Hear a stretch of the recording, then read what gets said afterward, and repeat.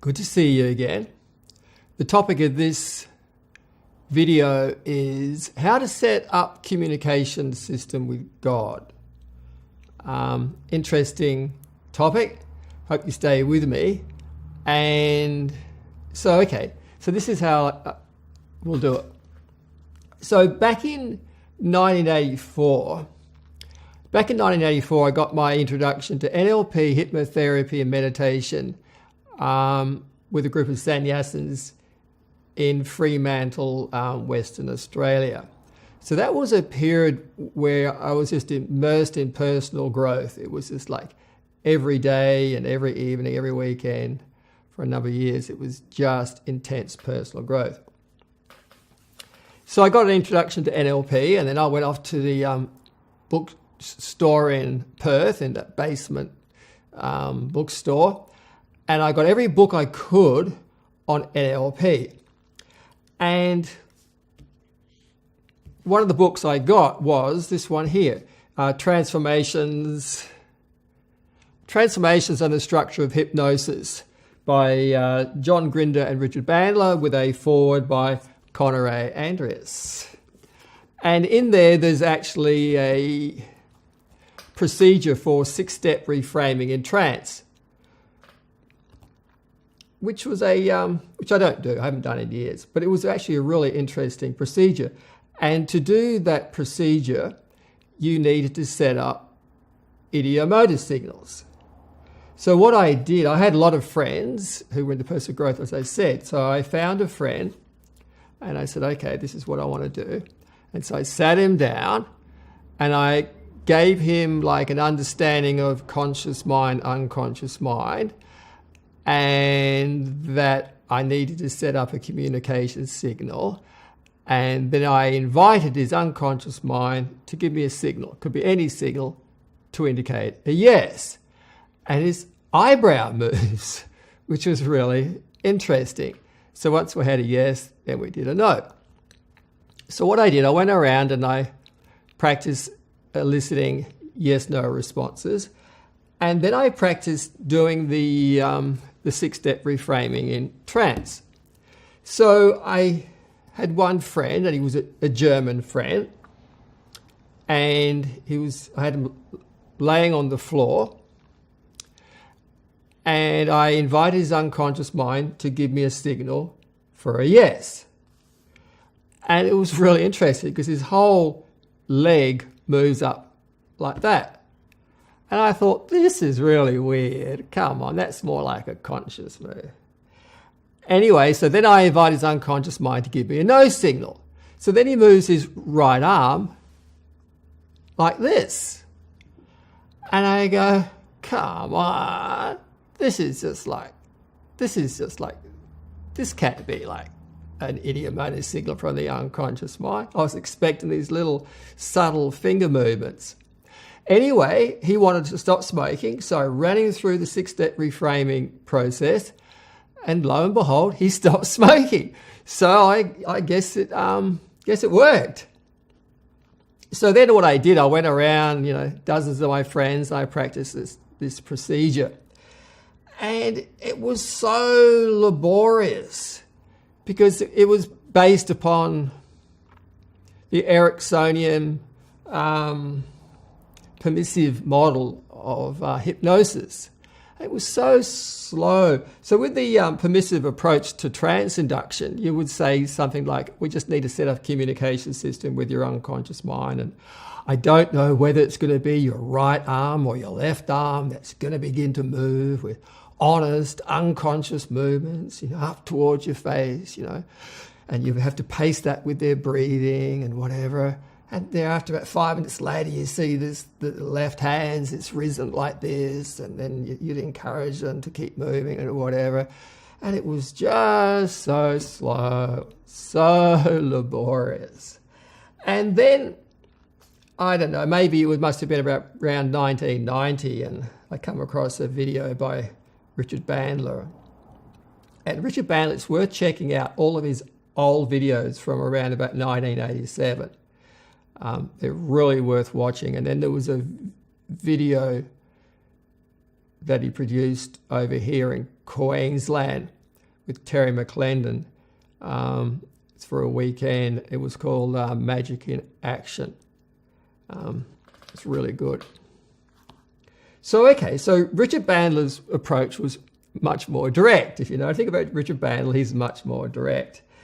And he'd say, look, if you want to get arm catalepsy, just lift up the arm.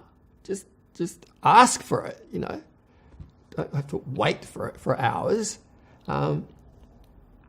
And so I thought, this is pretty good. So then I started using a more direct approach. And so then I came across this book by Dave Elman, Hypnotherapy. And he was training up doctors and dentists. And for him, it was like, because doctors and dentists, they're always so busy and they don't have a lot of time. So therefore, they don't have the time to spend an hour doing a trance induction. If they want to get anesthesia, they have to get really, really quickly.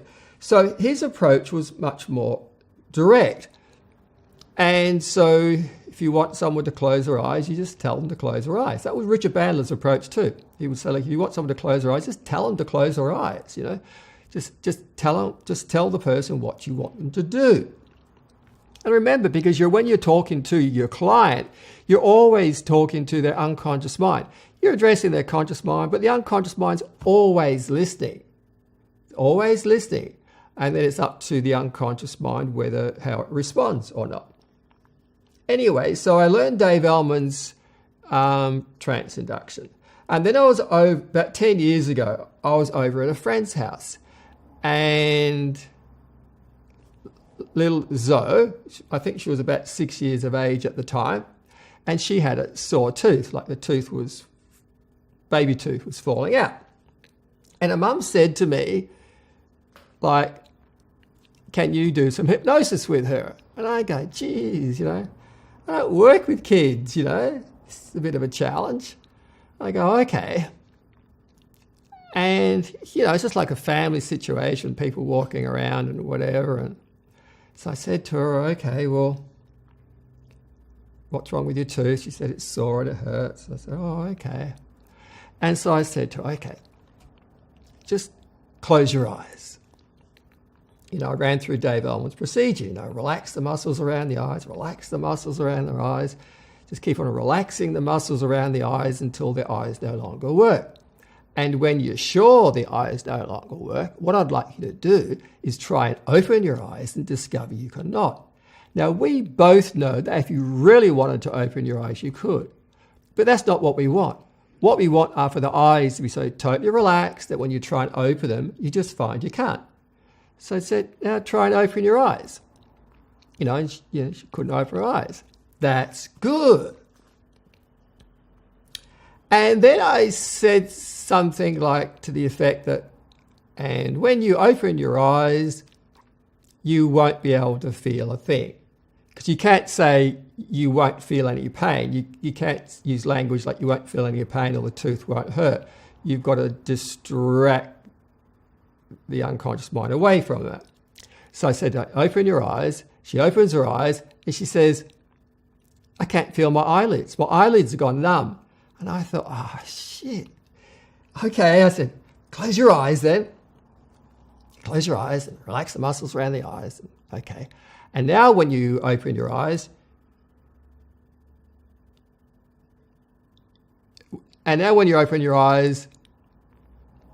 I don't know, you won't feel a thing or something like this. I can't remember what it was. It's a long time ago.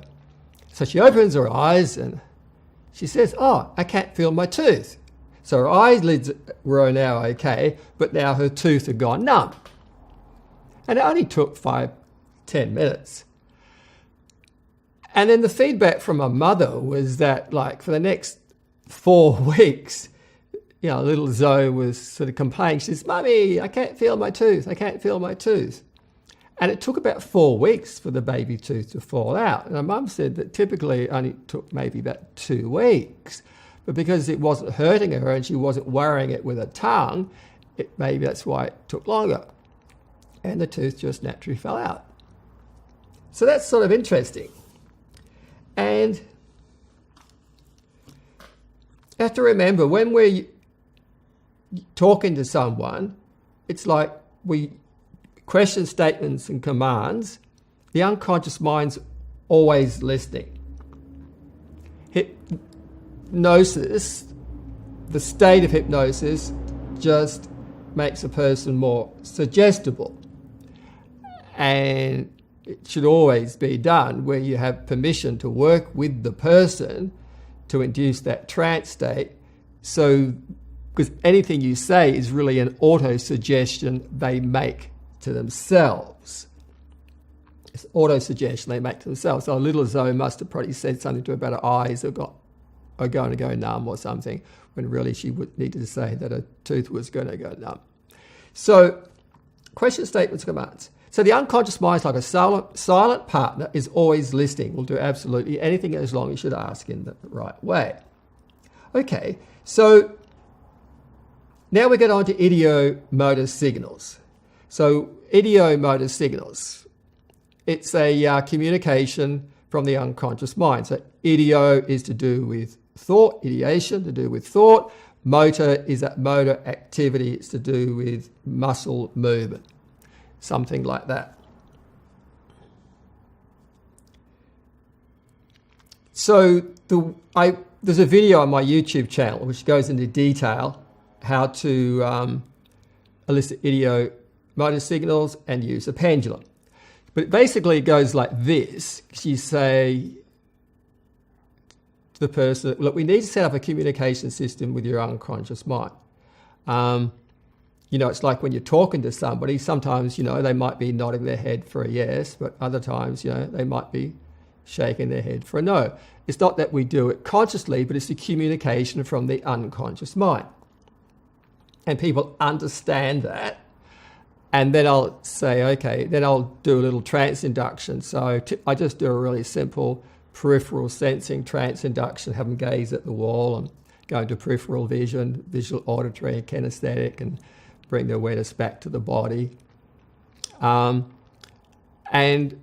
then I'll invite them, then I'll invite them to either move a finger or a thumb to indicate a yes signal. And then I'll invite the unconscious mind to move a finger or a thumb to indicate a no signal. So rather than just inviting the unconscious mind to give any old signal, you actually narrow it down so it makes it easier for you to see and easy for you to work with. So you get these, finger movements, thumb movements for your yes and for your no.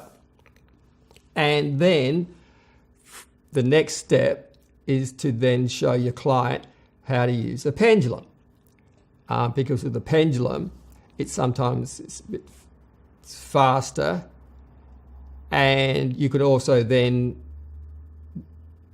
do to what degree. You can use a scalar, you can do to what degree is this beneficial or not, etc.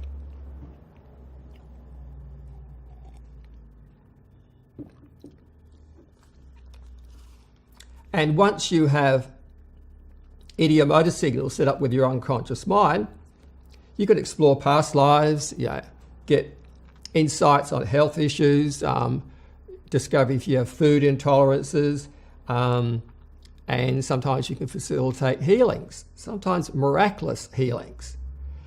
And I would suggest that most of the miraculous healings that we hear about through history, often through religion, is actually due to hypnosis. Remember, all hypnosis is basically self-hypnosis. It's all auto-suggestion. So back in the biblical times, when the woman who had the problem with the menstrual bleeding, she gave Jesus prestige. She tells herself that all she needs to do is touch the cloak of Jesus and she will be healed. And that's what she did. She goes up to Jesus, she touches his cloak, and she's healed. So that's pretty amazing. It's pretty amazing. Hypnosis is pretty amazing. Hypnosis and faith, they sort of go together. So anyway, the point of this conversation is this, is that when I have a lot of dreams. And sometimes I would dream about an ex-girlfriend, but the picture in my mind was not of her. Didn't look like her at all. And I wondered about things like that. And so I wanted to get more clarifications. And so I would ask my unconscious mind. And I could never get an ideomotor signal. I could never get, the unconscious mind just wouldn't respond. I just couldn't get a signal. I couldn't get any information about the dream. So one day I decided I'll ask God. So I said, God, is this element in the dream, related to so-and-so? And I get an ideomotor signal. And I go, wow, this is really interesting. So it's like you can set up ideomotor signals with your unconscious mind, and then you have a concept of what your unconscious mind is. For me,